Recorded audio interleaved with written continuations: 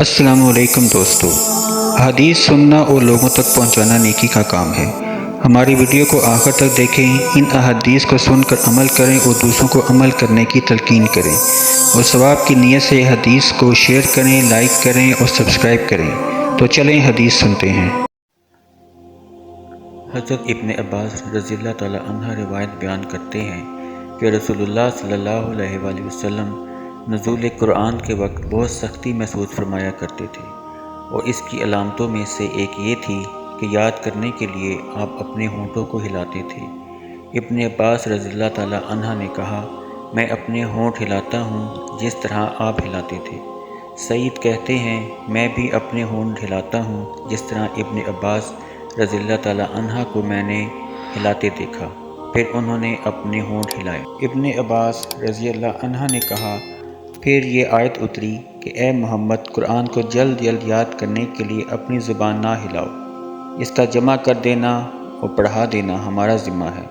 इब्न अब्बास रज़ी अल्लाह ताला अन्हा कहते हैं, यानी कुरान आप सल्लल्लाहु अलैहि वसल्लम के दिल में जमा देना और पढ़ा देना हमारे ज़िम्मे है, मतलब अल्लाह के ज़िम्मे है।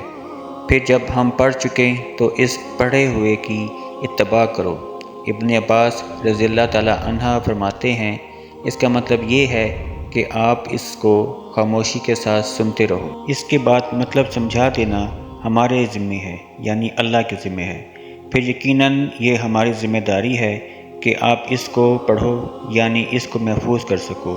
चुनाचे इसके बाद जब आपके पास जबरील अलैहिस्सलाम वही लेकर आते तो आप तवज्जो से सुनते। जब वो चले जाते तो रसूलुल्लाह सल्लल्लाहु अलैहि वसल्लम इस वही को इसी तरह पढ़ते जिस तरह जबरील अलैहिस्सलाम ने इसे पढ़ा था। Narrated by Ibn Abbas Raazi Allah said that Allah's apostle, peace be upon him, used to bear the revelation with great trouble and used to move his lips quickly with the inspiration. Ibn Abbas Raazi Allah moved his lips saying, I am moving my lips in front of you as Allah's apostle, peace be upon him, used to moved his lips saying, I am moving my lips, as I saw Ibn Abbas Raazi Allah moving his.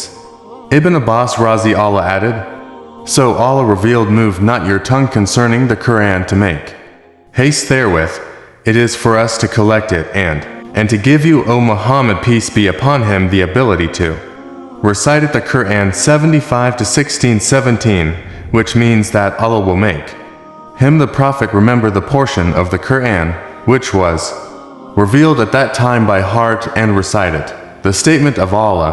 And when we have recited, O Muhammad, peace be upon him, through Gabriel Alyhe Salam, then you follow its Quran recital 75 to 18, means listen to it and be silent. Then it is for us Allah to make it clear to you. 75 to 19 means then it is for Allah to make you recite it, and its meaning will be clear by itself through your tongue. Afterwards, Allah's apostle, peace be upon him, used to listen to Gabriel Alyhe Salam whenever he came, and after his departure he used to recite it as Gabriel Alyhe Salam had recited it. दोस्तों, अगर आप मज़ीद अहादीस सुनना चाहते हैं तो हमारे चैनल को सब्सक्राइब करें, लाइक करें और अपने दोस्तों के साथ शेयर करें ताकि आप मज़ीद सवाब हासिल कर सकें। शुक्रिया।